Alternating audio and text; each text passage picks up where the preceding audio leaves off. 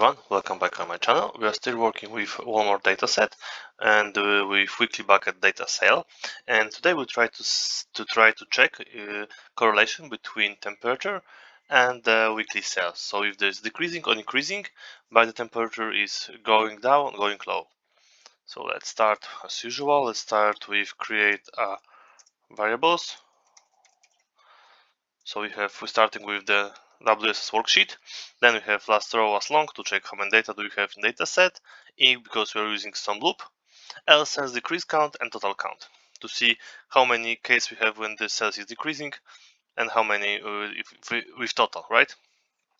So first thing is to set a worksheet. In this case it will be sheet 1, still the same name as I download data from Kaggle.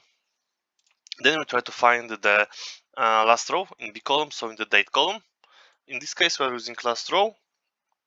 We are creating the new variable last row, and with index and the row we try to find how many data we have in the column. The next two things is to insert the count variables, because we try today count the variables.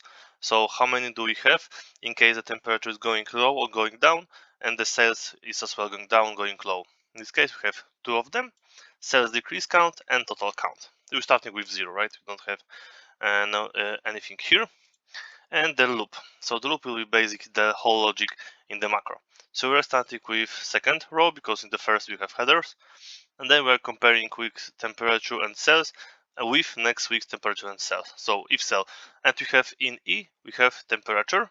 So here we are comparing if cells E value, so the value for this particular cell is smaller than value from previous one, then total count plus 1.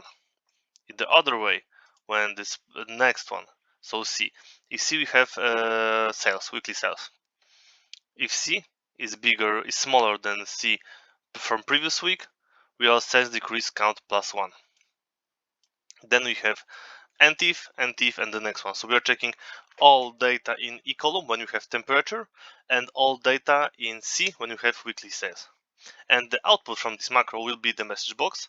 And what is the message box? So if total count is bigger than 0, we have message box, sales decrease count. So this is the one which we are counting.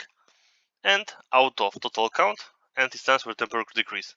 So then we have total count to see how many it was from total count. Else, if no temperature decrease is found, we are putting message box, no temperature decrease is found. And then we are ending the if statement. So if, else, and then if with the message box.